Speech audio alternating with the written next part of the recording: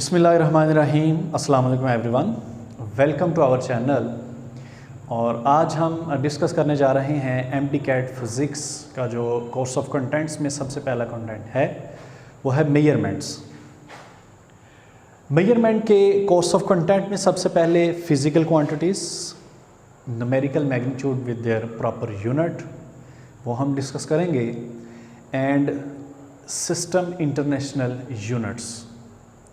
और उसके अलावा इसके जो टेबल ऑफ कंटेंट्स में प्रीफिक्सेस हैं, errors and uncertainty and systematic error, random error, ये हम इन डिटेल, और उसके बाद असेसमेंट ऑफ टोटल अनसर्टेनिटी हम डिस्कस करेंगे। अब यहाँ पर सबसे पहले हम देखते हैं व्हाट इज़ फिजिकल क्वांटिटी।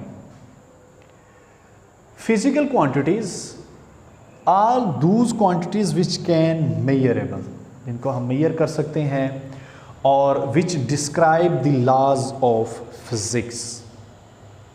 इसमें बेसिक क्वांटिटीज़, ड्राइव्ड क्वांटिटीज़ और सप्लीमेंट्री क्वांटिटीज़ आती हैं। ठीक है स्टूडेंट्स, इसमें बेसिक क्वांटिटीज़ वो क्वांटिटीज़ हैं which are other quantities derived from these quantities. ऐसी क्वांटिटीज़ जो दूसरी क्वांटिटीज़ से ड्राइव्ड हों या दूसरी क्वांटिटीज़ को ड्राइव करें, जिनकी मदद से उनको बेसिक क्वांटिटीज़ कहते हैं। इनको हम डिटेल से देखते हैं वो कौन कौन सी हैं। इसके बाद ड्राइव क्वांटिटीज़ कौन सी हैं which can be express in terms of base quantities. वो क्वांटिटीज़ जो बेस क्वांटिटीज़ से मिलकर बनती हैं उनको हम ड्राइव क्वांटिटीज़ कहते हैं। ठीक है, that is explain in detail, और आप पढ़ के आए हैं डिटेल से FSC में। सप्लीमेंट्री क्वांटिटीज़ दो हैं, plane angle and solid angle. इनको हम डिटेल से डिस्कस करते हैं। सबसे पहले हम देखते हैं कि फिजिकल क्वांटिटीज़ जो हैं ये दो चीज़ों पर डिपेंड करती हैं, magnitude and unit. Magnitude actually, ये जो मैग्नीट्यूड है ये न्यूमेरिकल वैल्यू होगी किसी भी फिजिकल क्वांटिटी की, that is explain with the proper unit. ठीक है, इसका मतलब मैग्नीट्यूड की न्यूमेरिकल वैल्यू जो है वो चेंज करें, कम या ज़्यादा करें, या यूनिट्स को आप चेंज करो तो फिजिकल क्वांटिटीज़ में कि मैग्नीट्यूड या न्यूमेरिकल वैल्यू में चेंज आएगा। लेट्स सपोज हम कहते हैं magnitude is n, unit is with u, and their product is remains constant, which always remains constant, n u is constant. It means n और u के दरमियान जो रिलेशन है वो क्या है, इनवर्स रिलेशन है। ठीक है स्टूडेंट्स, इसका मतलब लेट्स सपोज हम एक एग्जांपल लेते हैं कि 5 मीटर और 5 किलोमीटर ये कभी भी आपस में इक्वल नहीं हो सकते। ठीक है, मतलब हमने यूनिट चेंज किया, ऊपर हमने लिया मीटर, नीचे हमने लिया है किलोमीटर। इस तरह भी MCQ पूछा जा सकता है कि अगर आप यूनिट को चेंज करते हो तो यूनिट को चेंज करने से उसकी फ़िज़िकल क्वांटिटीज़ की जो मैग्नीट्यूड है उसमें क्या फ़र्क पड़ता है। उसमें फ़र्क पड़ता है, वो क्या फ़र्क पड़ता है, लेट्स सपोज 5 मीटर और किलोमीटर में इसका ये रिलेशन है। अगर मीटर के साथ 5 है तो किलोमीटर के साथ 5 नहीं आएगा, उसकी वैल्यू कम हो जाएगी। और किलोमीटर जो है ये आपको पता है मीटर से ग्रेटर यूनिट है, लार्जर यूनिट है।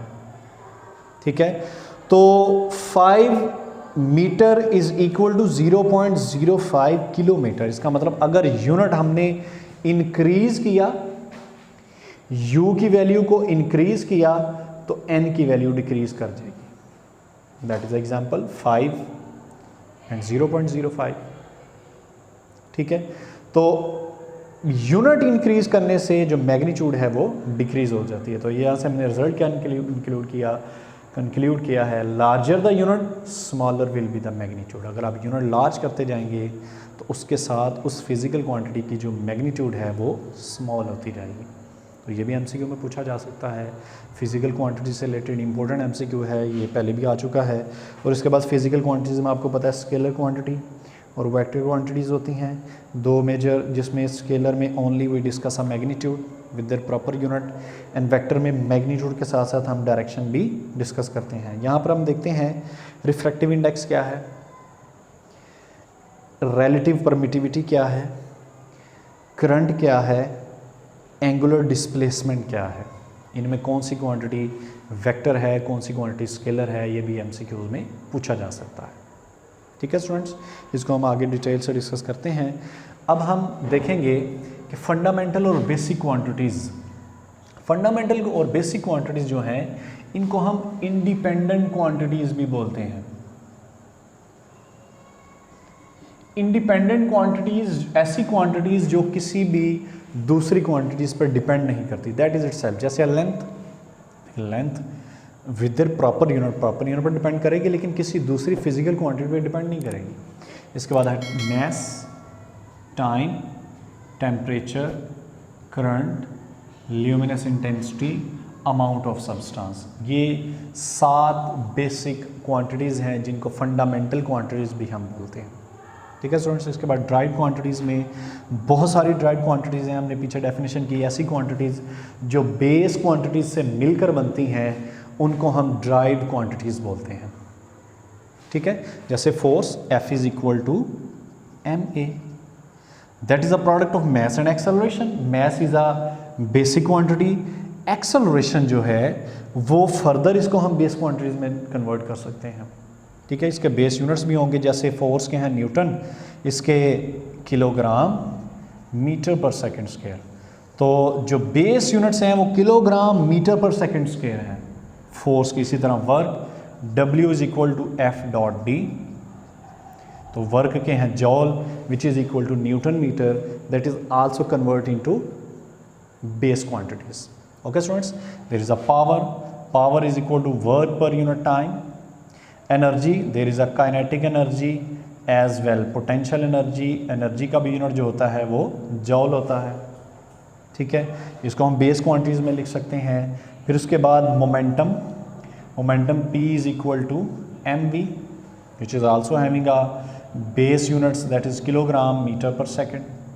This is a base. इसका मतलब ये जो जितनी भी ड्राइव क्वांटिटी, जैसे मैंने यहाँ पर लिखा torque that is in newton metre unit, specific heat joule per kilogram per kelvin, stress newton per metre square, Boltzmann constant joule per kelvin, these are the derived quantities.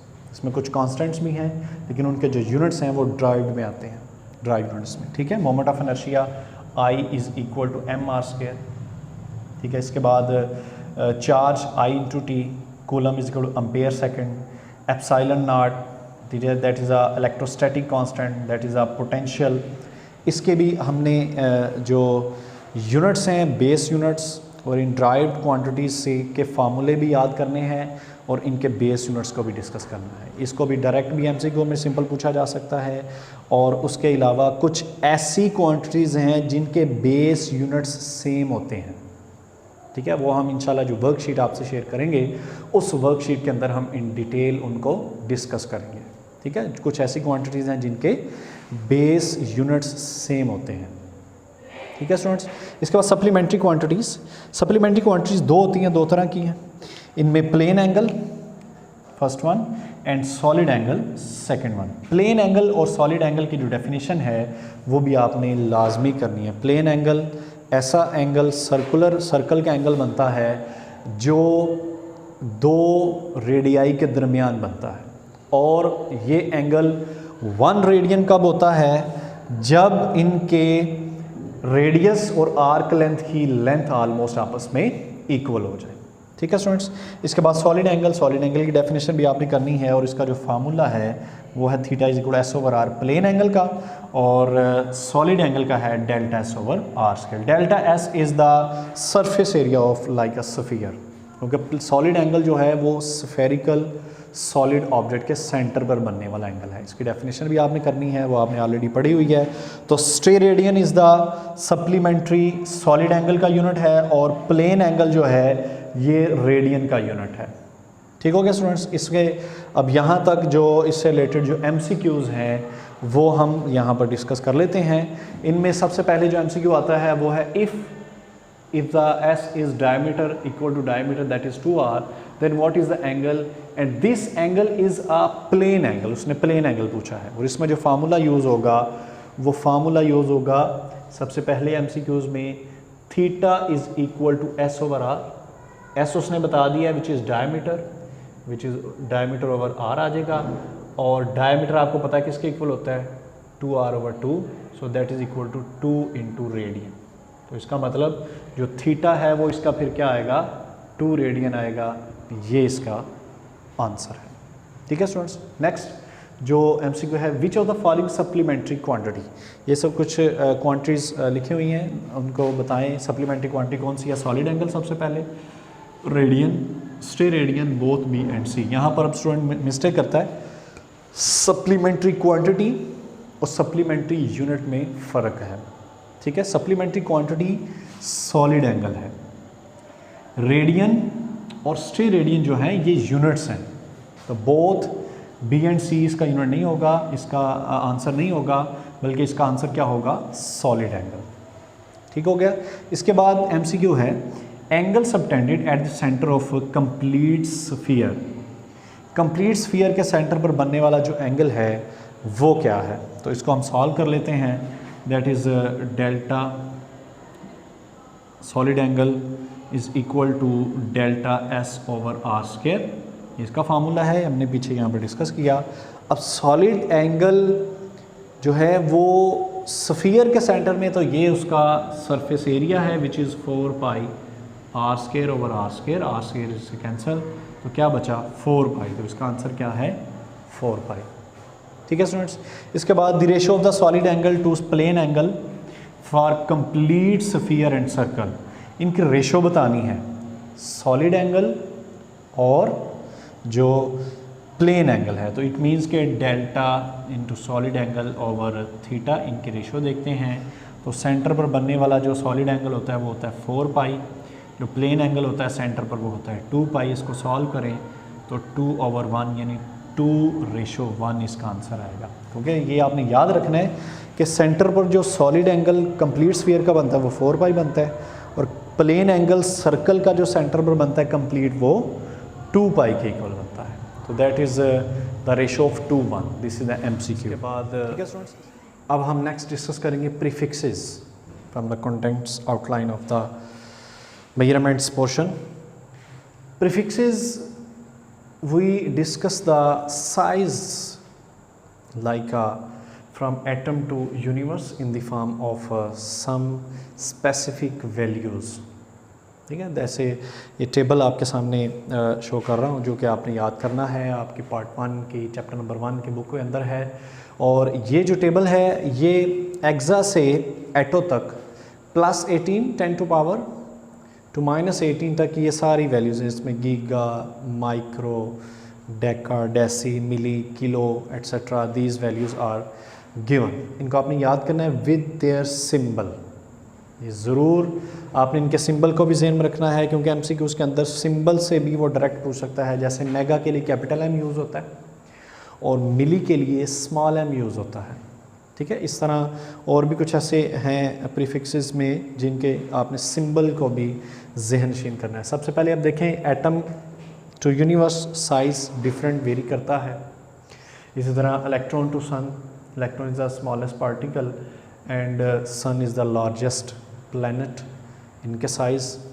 इसके बाद कुछ यहाँ पर इस टेबल प्रीफिक्सेस टेबल के बाद कुछ specific values हैं जो MD-CAT फिज़िक्स के पोर्शन में पूछी जाती हैं। एंटी टेस्ट में फर्मी, जिसको 1 स्मॉल fm से डिनोट करते हैं, विच इज़ 10⁻⁻15 मीटर। इसके बाद एंगस्ट्रॉन, मीटर में 10⁻⁻10, सेंटीमीटर में 10⁻⁻8, मिलीमीटर में 10⁻⁻7। ठीक है, इसके बाद 1 light year is the unit of distance which is equal to in metre 9.46 10⁻+15। ये आपने ज़ुबानी याद करनी है वैल्यूज़।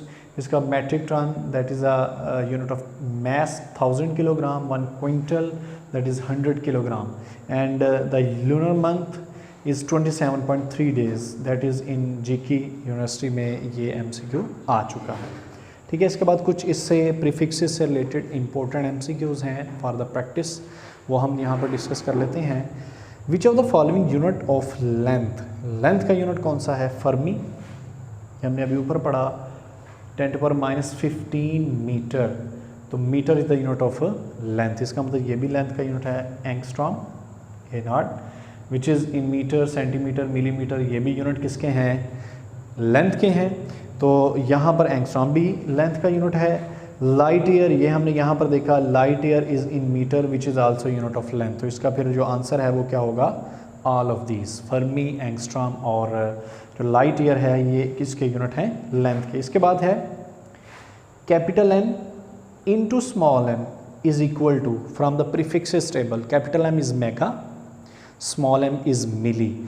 मेगा जो है वो आपको पता है 10 टू पावर प्लस 6 के इक्वल होता है, 10 to power plus 6 into milli 10 to power -3 होता है, ये आएगा 10 to power 6 -3 is equal to 10 to power 3 which is kilo. ठीक है, तो यहाँ पर फिर इसने जो ऑप्शंस दिए हैं वो किलो, ये इसका आंसर है। ठीक है, उसके बाद गीगा, टेरा, मेगा, ये इसके आंसर्स नहीं है। तो इसका आंसर क्या हुआ करेक्ट, किलो हमने यहाँ पर सॉल्व करके देख लिया। इसके बाद है deca into deci, that is equal to, अब इसको हम सॉल्व कर लेते हैं। डेका 10 टू पावर जो है वो +1 और डेसी 10 टू पावर -1। तो इसको जब हम सॉल्व करेंगे तो हमारे पास आ जाएगा 10 to power +1 into 10 to power -1, 10 to power 1 -1, 10 to power 0 which is equal to 1। तो इसका जो आंसर है वो आएगा 1 के इक्वल। ठीक है, फिर इस तरह एमसीक्यू भी आ सकता है। एरिया गिवन है सेंटीमीटर स्क्वायर में, इसका मीटर में क्या आंसर होगा। आप देखें एरिया है 4 सेंटीमीटर स्क्वायर, सेंटीमीटर को जब मीटर में कन्वर्ट करते हैं 100 से डिवाइड करते हैं, अगर इसका स्क्वायर है तो यहाँ भी हम स्क्वायर यूज़ करेंगे। ठीक है, तो 4/1 1 2 3 4 मीटर स्क्वायर आ जाएगा। This is the answer of, इसको डेसिमल में भी लिख सकते हैं, पॉइंट की फॉर्म में। ठीक है, तो इस तरह भी एमसीक्यू पूछा जा सकता है। ठीक हो गया स्टूडेंट्स, ये थे कुछ प्रीफिक्सेस से रिलेटेड कुछ एमसीक्यूज़, इन डिटेल वर्कशीट के अंदर हम इसको डिस्कस करेंगे। इसके बाद नेक्स्ट है error. Error standard and experimental values में जो डिफरेंस होता है उसको हम एरर बोलते हैं।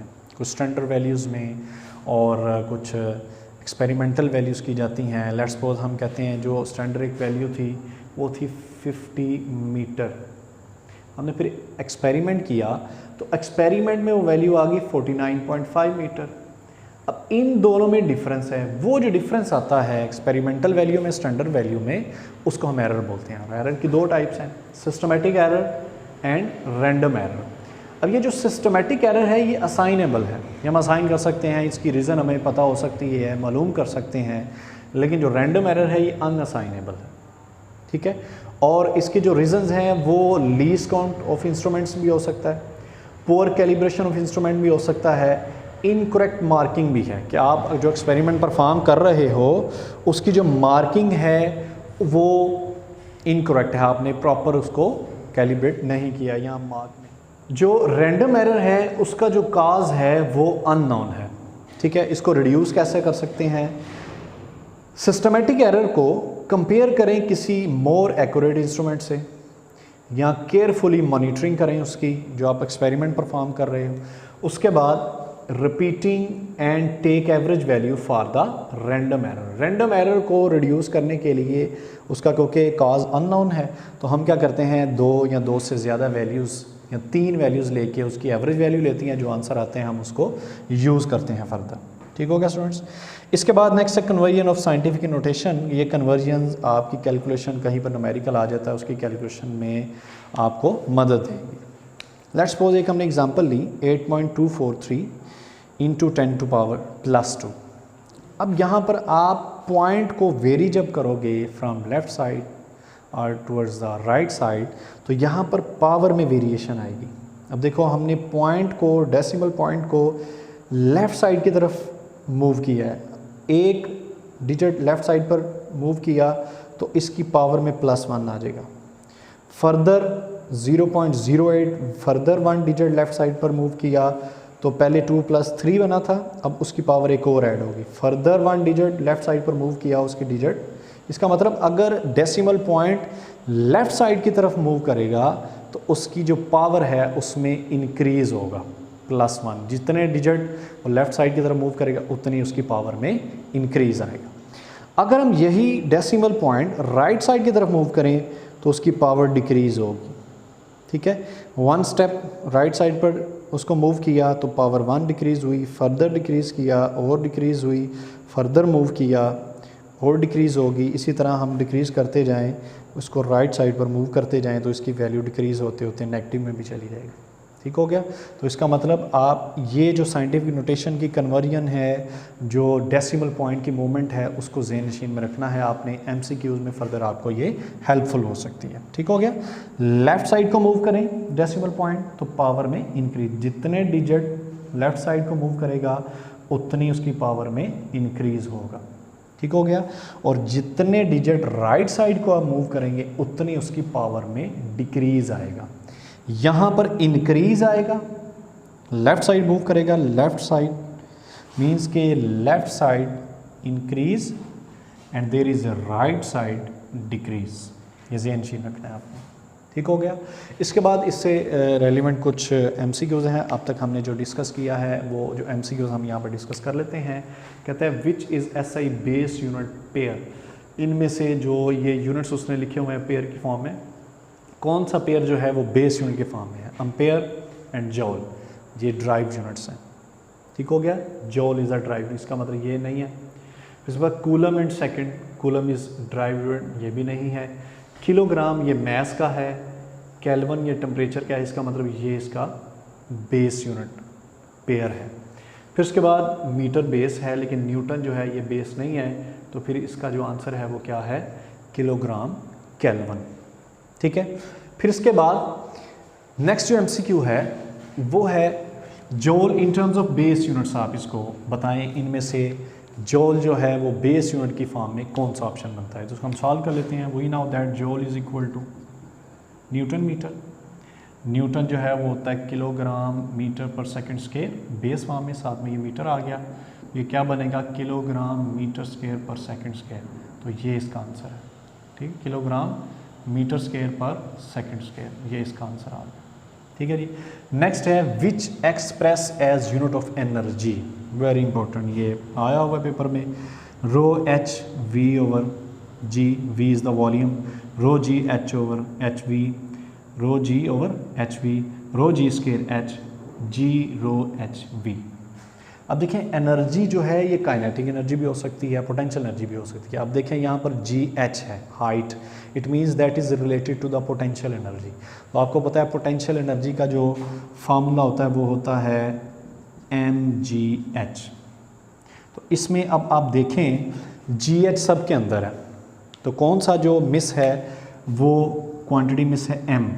तो आप m यहाँ पर rho density, v volume, density volume mass का एक रिलेशन है, ठीक है। वो रिलेशन आप यहाँ पर लगा के आप इसका आंसर मालूम कर सकते हैं। जैसे डेंसिटी होता है मैस ओवर वॉल्यूम, तो यहाँ से मैस मालूम करो, ये आएगा डेंसिटी इनटू वॉल्यूम।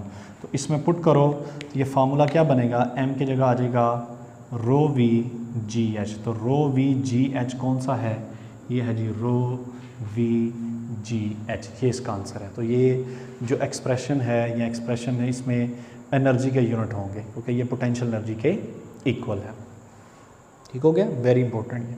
इसके बाद a student measures current 0.5 ampere which is correct. इनमें से बताएं कौन सा करेक्ट है। ये कन्वर्जन है प्रीफिक्सेस से, ठीक है। 0.5 एम्पेयर, तो 0.5 एम्पेयर हमने आंसर लेके आना है। तो ये देखें 50 मिली एम्पेयर, तो इसको अगर हम सॉल्व करें तो 50 मिली एम्पेयर का बनेगा, 50 मिली एम्पेयर का 50 इंटू 10⁻³ एम्पेयर। तो -3 मीन्स कि 50 ओवर 1000 एम्पेयर, ये आ जाएगा 0.05 एम्पेयर। तो इसका मतलब हमने आंसर लाना है 0.5, तो ये 0.05 है। तो पहला वाला जो ऑप्शन है वो नहीं आएगा इसमें। फिर है 50 मेगा एम्पेयर, तो 50 मेगा होता है 10⁻6 एम्पेयर, ये आ जाएगा 50 10⁻6, 1 2 3 4 5 6 0। तो ये भी इसका आंसर नहीं है, ठीक हो गया। हमने लेके आना है आंसर 0.5 एम्पेयर। तो फिर इसको सॉल्व कर लें। 500 इंटू मिली 10⁻³ एम्पेयर, ठीक है। अब इसको 1000 से डिवाइड यानी -3 नीचे आके +3 हो जाएगा, दैट इज़ 1000, तो ये बनेगा 0.5 एम्पेयर। तो इसका मतलब ये जो आंसर है इसका करेक्ट आंसर है। तो मीन्स के आपको प्रीफिक्सेस याद होने चाहिए।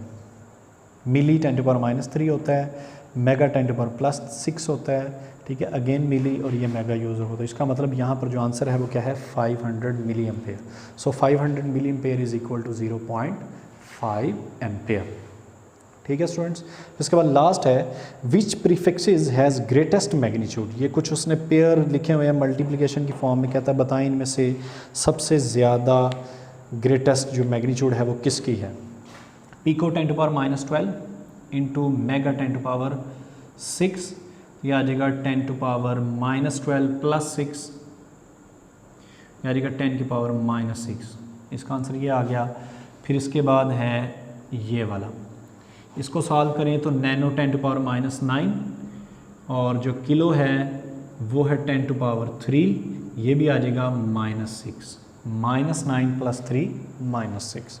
फिर इसको सॉल्व करें तो इसका आएगा 10⁻6 माइक्रो और गीगा 10⁻+9, तो इसको सॉल्व करें तो आ जाएगा 10⁻+3। अब इन दोनों में से इसकी वैल्यू ग्रेटर है, एक रह गया।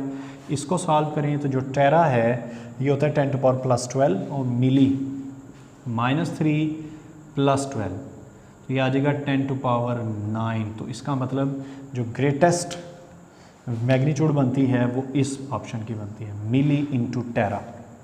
ठीक है, कौन कौन से ऑप्शन थे, पिको इंटू मेगा, इसको सॉल्व किया -6 आया पावर में, नैनो किलो इसको सॉल्व किया -6 आया, माइक्रो गीगा इसको सॉल्व किया +3 आया। ठीक हो गया। फिर उसके बाद मिली इंटू टेरा, मिली है -3 पावर में और टेरा है +12, इसको सॉल्व किया +9, तो ये ग्रेटेस्ट इसका जो आंसर बनता है। ठीक है स्टूडेंट्स, ये थे कुछ इंपॉर्टेंट MCQs और नेक्स्ट फर्दर हम देखते हैं कि total assessment of total uncertainty क्या है।